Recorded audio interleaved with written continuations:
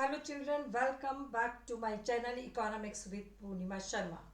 So today I want to make you revise the income method. By income method, how we can calculate any of the aggregate of national income, and it's a revision. ठीक है, already I taught you the income method कि what is the formula, how it is calculated, what are the precaution, what are the steps, everything already I taught. In this video I will make you revise all the things by income method, right? And before starting today's video, again one motivational quote for you, क्योंकि मेरा मानना है हर बच्चे के अंदर बहुत अच्छा mind है, बस कहीं ना कहीं जो मेरे बच्चों के अंदर इंटरेस्ट कम हो गया है उसको बाहर लाना है। और उसके लिए कभी कभी कुछ शब्द किसी के मुंह से अगर निकल जाए और वो किसी को पसंद आ जाए तो वो लोगों बच्चों की जिंदगी को बदल देते हैं। ठीक है, तो आज का मोटिवेशनल कोट है मेरा आपके लिए कि रास्ते पे अगर कंकड़ ही कंकड़ पड़े हों, रास्ते पे अगर कंकड़ ही कंकड़ हो तो एक अच्छा जूता पहनकर भी, राइट, या उस पर चला जा सकता है। अगर रास्ते में कंकड़ ही कंकड़ पड़े हैं तो आप अपने पैर में अच्छा जूता पहनिए और आराम से चल सकते हैं। लेकिन अगर आपके जूते के अंदर एक भी कंकड़ हो, आपके खुद के जूते के अंदर अगर एक भी कंकड़ हो तो अच्छे रास्ते पर कुछ कदम चलना भी मुश्किल होता है। समझे? कुछ समझाती हूँ कि बाहर के एनवायरनमेंट में, हमारे बाहर अगर कुछ भी एडवर्स सर्कमस्टांसेस हैं, लेकिन अगर हम फर्म हैं, हमने एक अच्छा जूता पहना हुआ है, हम फर्म हैं कि हमें कुछ करके दिखाना है, तो कितनी भी परेशानियों के बाद बच्चों आप अच्छा परफॉर्म कर सकते हैं। लेकिन अगर अपने अंदर ही कमी हो, ठीक है, अपने अंदर ही कमियां हो, हम पढ़ना नहीं चाहते, हमारे अंदर इंटरेस्ट नहीं है और हम कहीं और उलझे हुए हैं, ठीक है, सोशल मीडिया पे ज़्यादा हैं, तो अगर हम कहीं और फंसे हुए हैं, हम में खुद में कमियां हैं, तो हमारे लिए 33 मार्क्स लाना भी इस समय चैलेंज है। तो अपने बाहर का इन्वायरमेंट नहीं देखना है कि हमारे घर में ये प्रॉब्लम है, हमारे रिलेटिव आ गए, हम बीमार हो गए, हमारे स्कूल में पढ़ाई नहीं हुई, बहुत सारी चीज़ें हैं बाहर की, वो कुछ भी आपको इफेक्ट नहीं करेंगे बच्चों। सिर्फ क्या इफेक्ट करता है आपकी परफॉर्मेंस के लिए? आपका डिटर्मिनिंग पावर, आप कितने डिटरमाइंड हैं, आपकी विल पावर क्या है पढ़ने के लिए, उसको इम्प्रूव करो और देखो आपके सारे के सारे गोल्स जो हैं वो चुटकियों में आप उसको अचीव कर पाएंगे। ठीक है, अब मैं शुरू करती हूँ इनका method since the very beginning, पूरा शुरू से एंड तक आपको एक 20-25 मिनट के अंदर समझाऊंगी मैं। पहले तो आपको ग्रॉस और नेट का डिफरेंस पता होना चाहिए। ठीक है, 4 एग्रीगेट्स हमारे नेशनल है, 4 एग्रीगेट्स हमारे डोमेस्टिक है। पहले मैं ये बताती हूँ डोमेस्टिक एग्रीगेट्स, डोमेस्टिक और नेशनल एग्रीगेट्स। 4 है डोमेस्टिक एंड 4 है नेशनल। पहला है GDP at MP, GDP at FC, फिर net NDP at MP and NDP at FC. The same year national, GNP at MP, GNP at FC, right? NNP at MP and NNP at FC। उसका 2 minute का revision आपके साथ। ये क्या है? हमारे 8 aggregates हैं बच्चों नेशनल इनकम के, 4 डोमेस्टिक एंड 4 नेशनल। अब इनमें डिफरेंस क्या है, चाहे हम इनकम मेथड से निकालें, एक्सपेंडिचर मेथड से निकालें, ये डिफरेंस सब सारे मेथड्स में आपको पता होना चाहिए। ये बेस हमारा कैलकुलेशन ऑफ नेशनल इनकम का। अगर हम ये लें तो ये क्या है? ग्रॉस मतलब inclusive of depreciation. The domestic मतलब with in the domestic territory by resident as well as by non resident. MP inclusive of NIT, और we can say the inclusive of IT और inclusive of IT and exclusive of subsidies. ठीक है, अब ये सोचिए, gross मतलब इसमें depreciation है, डोमेस्टिक मतलब ये विद इन डोमेस्टिक टेरिटरी है, by resident and by non resident, और एमपी मतलब इन इसमें इन आईटी इंक्लूडेड है, सब्सिडीज इंक्लूडेड नहीं है, या हम कहें कि नेट इनडायरेक्ट टैक्सेस इंक्लूडेड है और नेट सब्सिडीज एक्सक्लूडेड है। सब्सिडीज इसमें नहीं होती है, एमपी में क्या होता है, आईटी होता है। अब आ जाइए ये तो inclusive of depreciation with in domestic territory by both domestic national and resident, sorry that is domestic में within the domestic territory and by both resident and non-resident. FC that is inclusive of subsidies, exclusive of IT, exclusive of IT और inclusive of subsidies, ये हम कह सकते हैं exclusive of NIT, inclusive of net subsidies, right? अब इसको हिंदी में बोल रही हूँ, दोनों लैंग्वेज में बोल रही हूँ, समझेंगे। ग्रॉस का मतलब है इसके अंदर डेप्रिसिएशन है, डोमेस्टिक का मतलब है कि विद इन डोमेस्टिक टेरिटरी है, और कौन कौन उसको अर्न कर रहा है, resident and non resident both, right, with in domestic territory only. FC मतलब कि इसमें एनआईटी नहीं है, या हम कहें कि इसमें आईटी नहीं है, सब्सिडीज है। सब्सिडीज किस में होती है, फैक्टर कॉस्ट में, और आईटी किस में होता है, मार्केट प्राइस पे। ठीक है, अब आ जाइए exclusive of depreciation within domestic territory by both resident and non-resident, MP inclusive of NIT मतलब कि इसमें NIT है, या फिर हम कहें IT है, सब्सिडीज नहीं है। Net NIT net indirect taxes है, नेट सब्सिडीज नहीं है, सब्सिडीज MP में नहीं होता। Exclusive of depreciation within domestic territory by both resident and non-resident, FC inclusive of subsidies, exclusive of IT, और यहाँ हम कहें कि एक्सक्लूसिव ऑफ एनआईटी, इसमें एनआईटी नहीं होता है, इसमें क्या होती है, नेट सब्सिडीज होती है, नेट इनडायरेक्ट टैक्स नहीं होता है, आईटी नहीं होता है, सब्सिडीज होता है। बस याद रखोगे, एफसी में सब्सिडीज है, एनआईटी नहीं है, एमपी में सब्सिडीज नहीं है, आईटी है, राइट।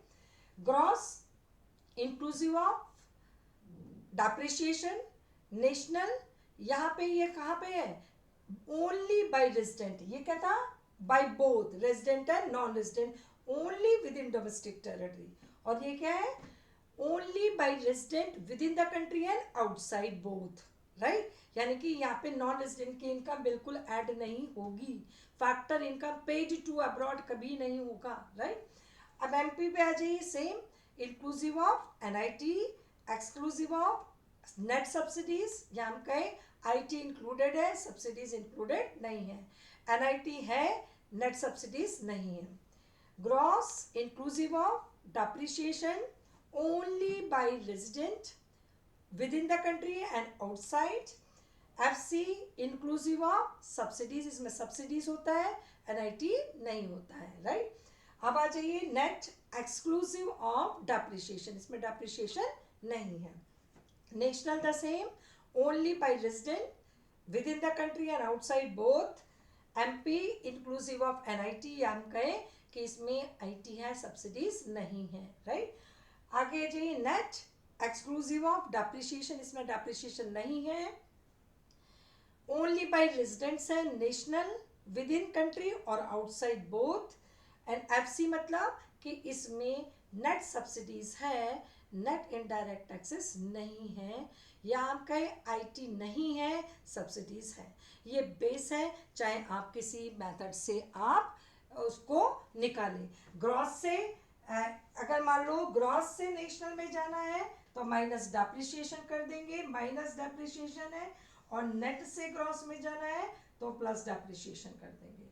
डोमेस्टिक से नेशनल में जाना है तो हम क्या करेंगे, plus net factor income earn from abroad, from को ऐड करेंगे, टू है तो डिडक्ट करेंगे, टू मतलब ये क्या है, नॉन रेजिडेंट की इनकम, राइट।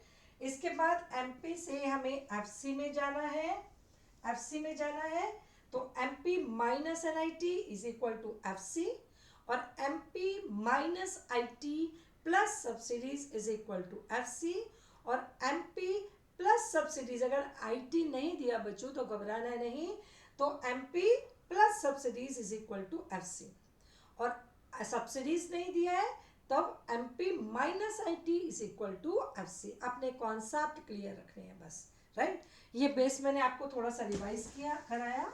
अब मैं इनकम मेथड से आपको ब्रीफ में बताऊंगी बच्चों। यहाँ जाइए, सबसे पहले ये कौन से प्रोडक्शन, पहले 3 फेसेस होती है सर्कुलर फ्लो की। पहली बताई थी प्रोडक्शन फेस, जिसको क्या बोलते हैं, income generation face, generation face पहली फेस।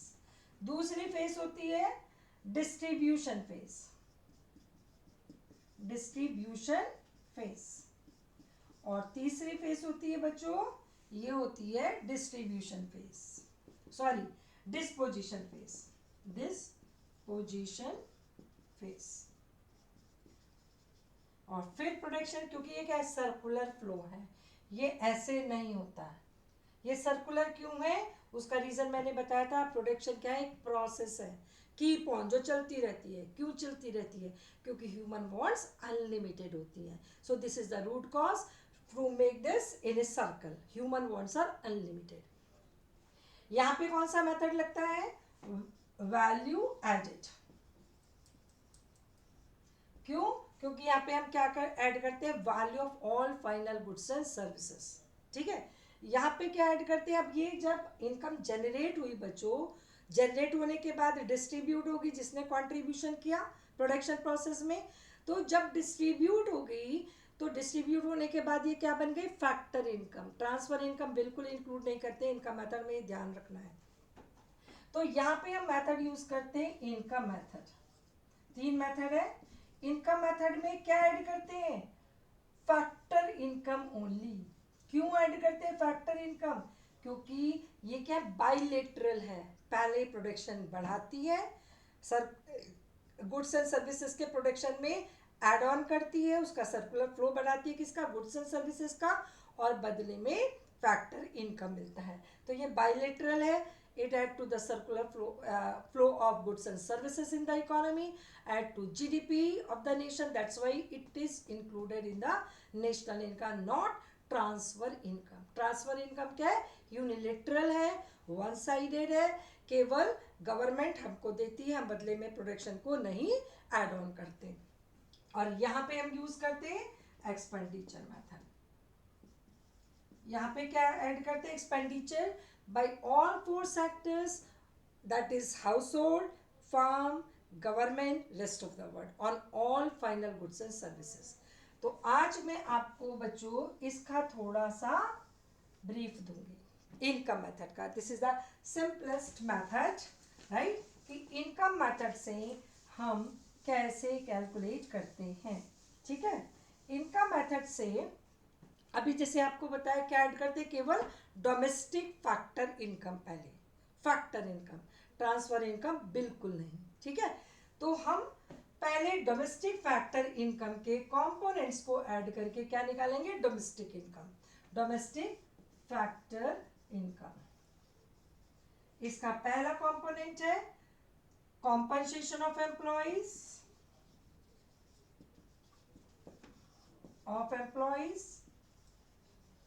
ये क्या है बच्चों, ये है तुम्हारा कि इनकम अर्न थ्रू वर्क, हमने काम किया और काम के बदले में हमको पैसा मिला, ठीक है। जैसे हम स्कूल में जाते हैं, पढ़ाते हैं, हमने कोई अपनी कैपिटल नहीं इन्वेस्ट करी, हम काम करते हैं और हम बदले में हमको मिलती है सैलरी, ये वो है कंपनसेशन, इनकम फ्रॉम वर्क, ठीक है।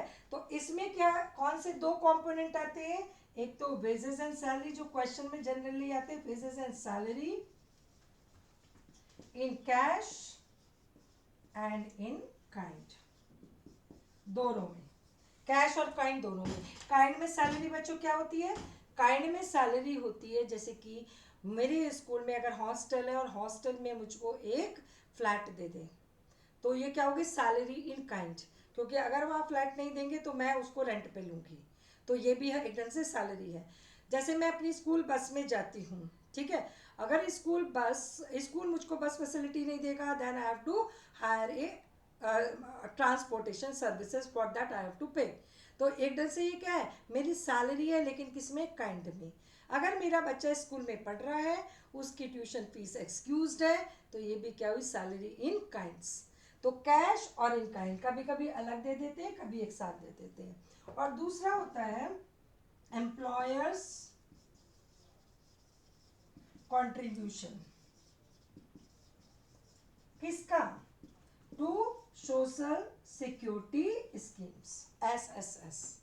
एम्प्लॉयर्स, ये ध्यान से बहुत पढ़ना है, एम्प्लॉयर्स। एम्प्लॉयज का नहीं लेते बच्चों, एम्प्लॉयर्स का लेते हैं। क्यों एम्प्लॉयज का नहीं लेते, क्यों एम्प्लॉयर्स का लेते हैं? अब देखो, सपोज मुझे सैलरी मिली, ठीक है, मेरी सैलरी का एक फिक्स परसेंटेज मेरे ऑन सोर्स, मेरे अकाउंट में आने से पहले स्कूल काटता है, डिडक्ट करता है, कहाँ दे देता है, मेरे PF अकाउंट में ट्रांसफर कर देता है। This is the social security schemes run by government, ठीक है, for my old age, right. तो ये जो कंट्रीब्यूशन जो अगर मेरी सैलरी से जो कट के जाता है, उसको यहाँ नहीं लेते। क्यों? क्योंकि COE क्या है, payment by employer to employees in cash और इन काइंड। तो ये तो मेरा खुद का पेमेंट हो गया, क्योंकि मैंने अपनी सैलरी से किया। किसको किया, खुद को किया, तो ये नहीं होगा। दूसरा रीजन क्या है कि वो तो वेजेस एंड सैलरी में ऑलरेडी एडेड है, और इसको मैं यहाँ ऐड कर लूँ एम्प्लॉयज कॉन्ट्रीब्यूशन को, तो डबल काउंटिंग हो जाएगी। तो सिर्फ एक पार्ट, सपोज 2000 मेरी सैलरी से डिडक्ट होते हैं और 2000 मेरे एम्प्लॉयर मेरे अकाउंट में ट्रांसफर करते हैं। तो कौन सा एडेड होगा, एम्प्लॉयर्स कंट्रीब्यूशन, जो मेरा इंस्टीट्यूशन मेरे PF अकाउंट में ट्रांसफर कर रहा है, सिर्फ वही ऐड होगा। तो इसके दो कंपोनेंट है, पहला और दूसरा, ठीक है। दूसरा सेकेंड ऐड करेंगे हम operating surplus. Operating surplus, operating surplus में rent, interest and royalty on profit, ठीक है। Rent, interest, royalty, that is the income from property, being the owner, right. Profit क्या है, the income through entrepreneurship, control over property. तो property से जो income हो रही है उसको ऑपरेटिंग सरप्लस बोलते हैं, काम करने से जो इनकम होती है उसको COE बोलते हैं, ठीक है। अगर मान लो ये दिया है तो हम इसको किसी को नहीं लेंगे, ये नहीं दिया है तो इसको लेंगे। प्रॉफिट के फिर 3 कंपोनेंट होते हैं आपके, that is first is dividend, जो शेयर होल्डर्स को देते हैं, corporate tax and corporate saving. Corporate tax जो हम गवर्नमेंट को कंपनी की इनकम पे लगता है, कंपनी देती है, और corporate saving that is undistributed profit to come the adverse circumstances, financial crisis in the company to cover up, ठीक है। कोई भी अगर फ्यूचर में फाइनेंशियल क्राइसिस आता है तो इस सेविंग को यूज करके, which is known as undistributed profit retain earning with the firms, right, इसको यूज करके वो कंपनी क्राइसिस से बाहर आती है, दैट इज अनडिस्ट्रीब्यूटेड प्रॉफिट। ये तीनों को मिला के प्रॉफिट बनता है। प्रॉफिट, रॉयल्टी, इंटरेस्ट, रेंट को मिला के ऑपरेटिंग सरप्लस बनता है। अगर ऑपरेटिंग सरप्लस है तो इसको किसी को नहीं छूना है, ये मिसिंग है, तो rent, interest, profit, royalty, profit को ऐड करना है, प्रॉफिट मिसिंग है, तो dividend, corporate tax, corporate saving को ऐड करना है। प्रॉफिट को कभी कभी देते हैं प्रॉफिट आफ्टर टैक्स, यानी कि इसमें कॉर्पोरेट टैक्स नहीं है, तो प्रॉफिट आफ्टर टैक्स दिया है और आप प्रॉफिट ऐड कर रहे हैं तो उसमें कॉर्पोरेट टैक्स को ऐड करना नहीं भूलना है। अब तीसरा कंपोनेंट है बच्चों, वो है mixed income. Mixed income of self employed.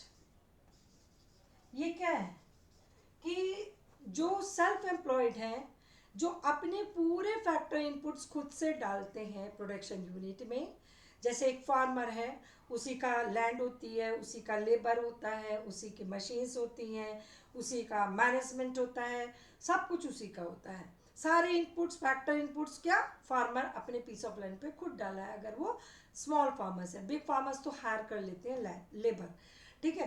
तो ऐसे सिचुएशन में जितने भी सेल्फ एम्प्लॉयड लोग हैं, राइट, उनकी इनकम को हम सीओई और ऑपरेटिंग सरप्लस में डिवाइड नहीं कर सकते। सीओई क्या है? Income from work. Operating surplus क्या है? Income from property and entrepreneurship. इसमें अलग नहीं कर सकते। सपोज मैं एक कोचिंग सेंटर चला रही हूँ, ठीक है, और उससे जितनी भी इनकम बच्चों जनरेट हो रही है उसको मैं किस बेस पे डिवाइड करूँगी कि ये 1 लाख में से 30,000 सीओई है, 70,000 ऑपरेटिंग सरप्लस है। There is no base with me to separate the income generated through my coaching centre as COE and OS. लेकिन ये क्या है? हमारी प्रोडक्टिव इनकम है, ये हमारे जीडीपी में कंट्रीब्यूट कर रही है, तो ऐड करना है। तो उसको हमने नाम दिया मिक्स्ड इनकम। इसमें मिक्स मतलब दोनों मिक्स है, क्या? सीओई एंड ओएस और सेल्फ एम्प्लॉयड। ठीक है, तो 3 कंपोनेंट हम सबसे पहले ऐड करेंगे। क्या क्या मैंने बताया कि सीओई अगर ये नहीं दिया है तो ऐड करेंगे wages and salary in cash and in kind, right. कभी कभी अलग देते हैं, कभी कभी एक साथ देते हैं। और तीसरा सेकेंड ऐड करेंगे एम्प्लॉयर्स नहीं, employers contribution to social security schemes. दूसरा करेंगे ऑपरेटिंग सरप्लस, वो नहीं है तो उसके कंपोनेंट लेंगे rent, interest, royalty and profit. Profit नहीं है तो उसके कंपोनेंट लेंगे dividend, corporate tax and corporate saving. Corporate saving के डिफरेंट नाम है, company saving, corporate saving, undistributed profit, retain earning, आप सब लैंग्वेज में पहचानेंगे। तीसरा कंपोनेंट मिक्स्ड इनकम, तो हमने पहले किया COE plus operating surplus plus mixed income.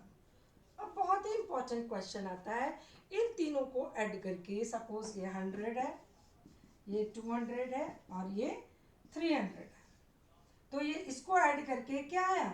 600 crore rupees. ठीक है, तो ये 600 कौन सा एग्रीगेट है? अभी आपको शुरू में मैंने बताया कितने एग्रीगेट है? 8, 4 डोमेस्टिक एंड 4 नेशनल। ठीक है, अब 8 एग्रीगेट्स में से ये क्या है? जीएनपी एट एमपी है, जीडीपी एट एफसी है, एनएनपी एट एमपी क्या है? ये पहचानना तीनों मेथड में बहुत ही इंपॉर्टेंट है। ये आपको मस्ट करना है बच्चों, ये जो करना है ये मस्ट करना है, कुछ भी निकालना है वहाँ, कोई सा भी एग्रीगेट। अब ये करने के बाद ये जानना बहुत इंपॉर्टेंट हो जाता है कि ये क्या आया। अब इसमें बताओ डेप्रिसिएशन कहीं ऐड किया मैंने? नहीं किया। और अभी बताया एक्सक्लूसिव ऑफ डेप्रिसिएशन, जिसमें डेप्रिसिएशन नहीं होता है वो क्या होता है? नेट होता है। ठीक है, और मैंने ऊपर क्या लिखी है? Domestic factor income. ठीक है, ये क्या है? Income earn by both resident and non resident within domestic territory. इसमें मैंने रेजिडेंट की इनकम अब्रॉड से जो होती है उसको ऐड नहीं किया, राइट। तो ये हमारी क्या हो गई? Domestic product. और अब बताइए ये एमपी है या एफसी है? ये क्या हुआ? एफसी होगा, क्योंकि इसमें मैंने एनआईटी भी ऐड नहीं किया। IT is not included and subsidies is included here, right. तो हम क्या कहेंगे कि इसमें एनआईटी इंक्लूडेड नहीं है या आईटी नहीं है, सब्सिडीज है, तो ये किस पे हुआ? एफसी पे हुआ। ठीक है, अब इतना जान, और इसको बच्चों याद रखना क्या बोलते हैं? Domestic income. एनटीपीएफसी मतलब डोमेस्टिक इनकम। ठीक है, नेशनल इनकम मतलब एनएनपीएफसी, डोमेस्टिक इनकम एनडीपीएफसी, जिसमें ना डेप्रिसिएशन होता है और ना ही एनआईटी होता है। ठीक है, अब हम अपना इतना करने के बाद हम अपना क्वेश्चन देख लेंगे कि उसमें which aggregate of national income we need to calculate in the according to the question given in question paper. अगर आप ग्रॉस निकाल रहे हैं तो हम इसमें ऐड कर देंगे डेप्रिसिएशन, तो ये नेट काय में कन्वर्ट हो गया? ग्रॉस में।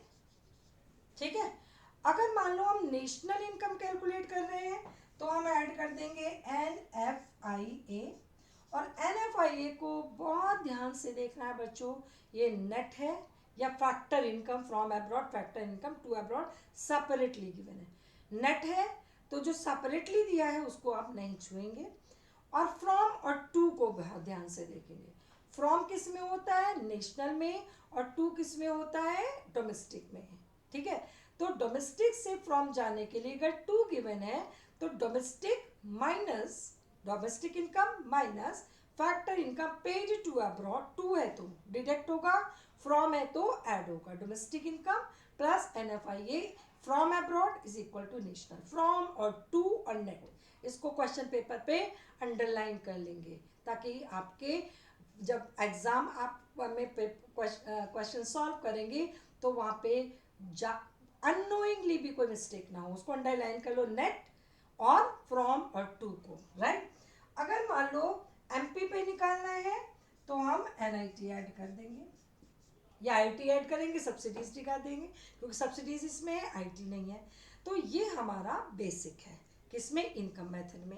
अब आ जाइए कि इसका नेक्स्ट चीज है, 3 कंपोनेंट भी पढ़ा दिए, कैलकुलेशन भी पढ़ा दी, इसका बेस भी पढ़ा दिया।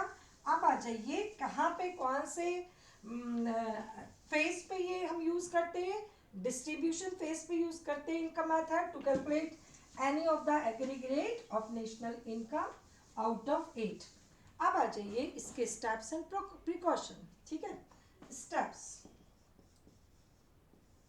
ठीक है। स्टेप्स के लिए बच्चों इसकी जो एक लैंग्वेज है, ठीक है, उसको आप प्रॉपरली लिखेंगे। पहली लैंग्वेज, पहला पॉइंट है स्टेप में आइडेंटिफिकेशन एंड क्लासिफिकेशन, ठीक है, identification and classification of production unit, ठीक है। ये लिखने के बाद यानी कि ये पहला स्टेप है बच्चों, identify and classify the production unit. Identify and classify the production units। ये क्या है, सपोज ये ABCDE प्रोडक्शन यूनिट है, ठीक है। उनको आइडेंटिफाई करना कि ये यूनिट्स प्रोडक्शन कर रही हैं, ठीक है।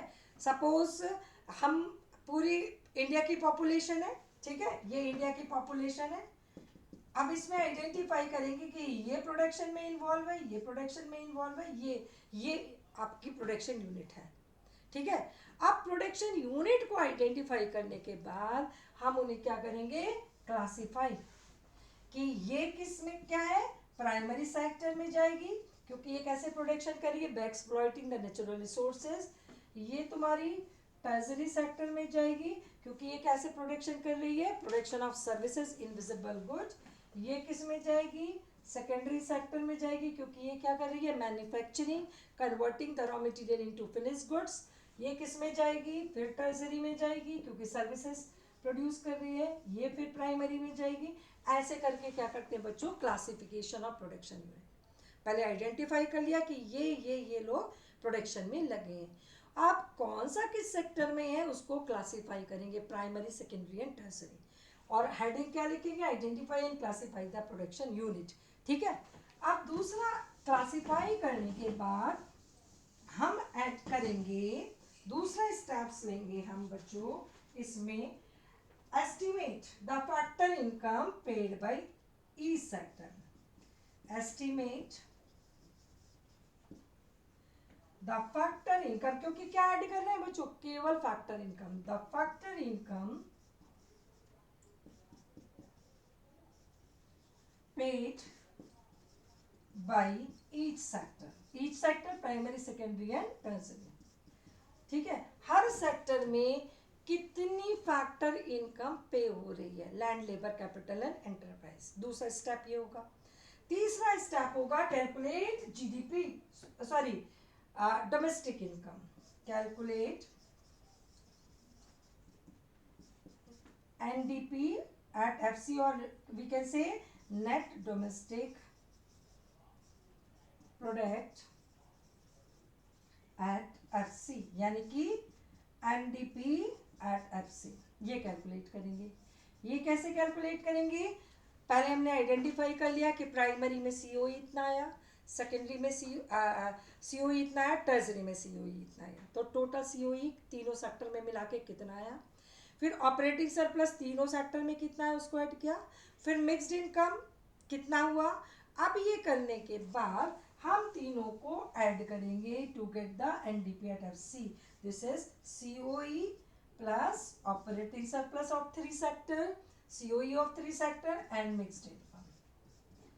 ठीक है कि तीनों का सीओई कितना है, तीनों का ऑपरेटिंग सरप्लस कितना है और मिक्स्ड इनकम कितना है. राइट. अब ये करने के बाद तीनों सेक्टर का मिला के ये करने के बाद हम पे क्या है, एनडीपी एट एफसी हमारा थर्ड स्टेप हो गया, कैलकुलेट द डोमेस्टिक इनकम.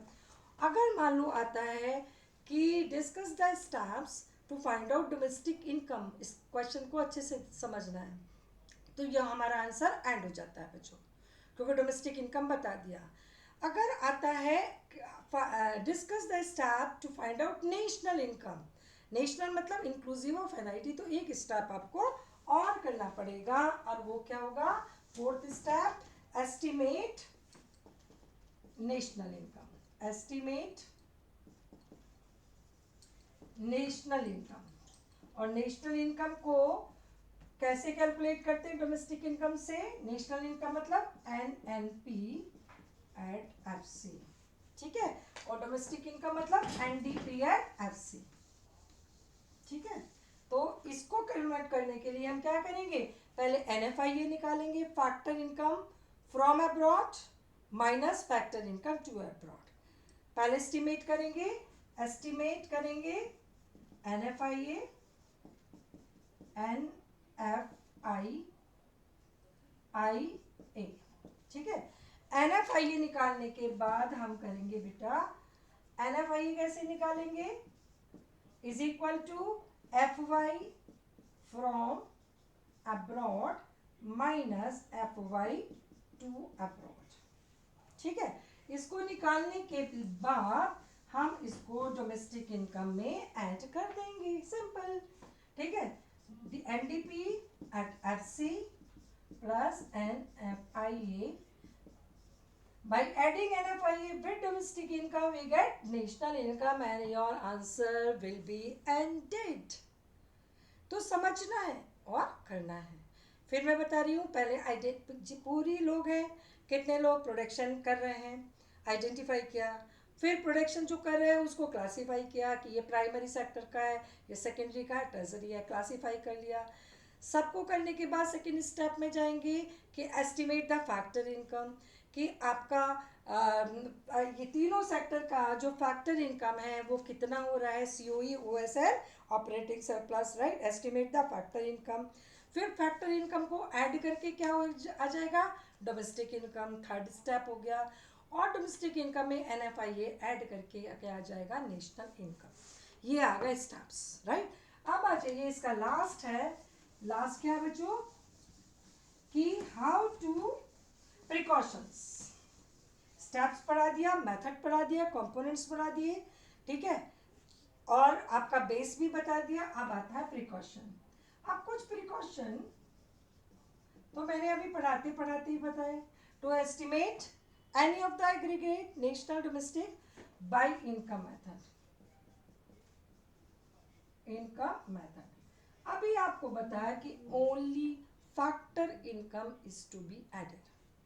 ठीक है. पहला भी बताया, ये most important, only factor income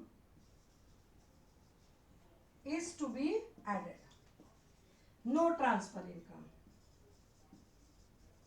no transfer income. Transfer income क्या है, बाय यूनिलेटरल. ठीक है. No transfer income. और ये जीडीपी को नहीं बढ़ाती है, तो इसको ऐड नहीं करते. पहली प्रिकॉशन तो बच्चों ये हो गई. दूसरी हो गई कि विंडफॉल इनकम से. विंडफॉल, अब ये देखो वर्ड ही तुम्हें मीनिंग बता देते हैं बच्चों. विंडफॉल यानी कि हवा के झोंके से हमारे पास कोई पैसा आया ऑल ऑफ ए सडन. तो विंडफॉल बता रहा है कि ऑल ऑफ ए सडन पैसा आया. जब ऑल ऑफ ए सडन पैसा आया तो यानी कि हमने उसके बदले में कुछ भी नहीं किया. जैसे लॉटरी से पैसा आ जाना अचानक, लॉटरी से. ठीक है. गैम्बलिंग से. ठीक है. तो ये पैसा जो ऑल ऑफ ए सडन आता है उसके बदले में क्यों नहीं ऐड करते, क्योंकि ये हमारे नेशनल इनकम को नहीं बढ़ा रहा, नहीं इफेक्ट कर रहा, तो हम इसको ऐड नहीं करते विंडफॉल इनकम को. ठीक है. तीसरा आपका आ जाता है इसमें बच्चों कि हाउस होल्ड. हाउसवाइफ की सर्विसेज जो होती हैं नहीं ऐड होती, नहीं ऐड होती। जैसे कि आपकी मम्मी आपके घर में खाना बनाती हैं तो वो ऐड नहीं होगी, क्योंकि these services are not meant for sale. So to estimate the value of these services is quite difficult. So we can't add the services made by the housewife at home. ठीक है, ये हम इसको add नहीं करते हैं. और क्या ऐड होता है? Rent, imputed value of rent. क्या हम करते हैं? Imputed value of rent owned by, occupied by owner himself. Occupied by owner himself, उसके इम्पुटेड वैल्यू ऑफ रेंट हम इसको ऐड करते हैं. जैसे ये मेरा जो फ्लैट है इसमें मैं खुद रह रही हूँ, ठीक है, किसी को रेंट पे नहीं कर रही हूँ, लेकिन इस फ्लैट की इस सोसाइटी में कितनी वैल्यू चल रही है, रेंटल वैल्यू, उसको हम ऐड करेंगे. इम्पुटेड वैल्यू ऑफ रेंट. रेंट क्या? फैक्टर इनकम है, ठीक है, तो हम उसको ऐड करेंगे फैक्टर इनकम को, राइट. तो ये प्रिकॉशन हो गई. इसके बाद आपका income from the sale of second hand goods नहीं ऐड करते, ठीक है. सेकेंड हैंड गुड्स की वैल्यू जब वो इनिशियली प्रोड्यूस हुई थी उसमें एडेड है, इसमें हम ऐड नहीं करेंगे इस मंथ, इस ईयर में, ठीक है. तो value of second hand goods, the income earn, value नहीं लिखेंगे क्योंकि इनकम मेथड से लिख रहे हैं. Language is to be change. The income earned through the sale of second hand goods should not be added. तो ये आपके कुछ बिल्कुल प्रिकॉशंस हैं और उसको इनकम मेथड में कन्वर्ट करके ही लिखना है, ठीक है. और सब्सक्राइब करना, लाइक करना, कमेंट करना नहीं भूलना है, क्योंकि ये चीज़ें, मैं ह्यूमन बीइंग हूँ, मुझे बहुत अच्छी लगती हैं कि मेरे को कोई देख रहा है, कि मेरे चैनल से कोई समझ रहा है. और वो जब मोटिवेशन आता है बच्चों तो इंसान थक के भी काम करता है, और मोटिवेशन नहीं आता है तो लगता है अरे बच्चे तो देख ही नहीं रहे, क्यों अपने को थकाना, एक डीमोटिवेशन आ जाता है. उसके लिए खूब लाइक करो अगर समझ रहे हो, खूब सब्सक्राइब करो ताकि मैं और आगे अपनी और इनपुट आपको दे सकूं और एग्ज़ाम में अच्छी तैयारी करा सकूं. God bless you. और खूब अच्छे इंसान बनो, खूब अच्छे अपने मम्मी पापा के बच्चे बनो और खूब अच्छे मार्क्स लाओ. God bless you all.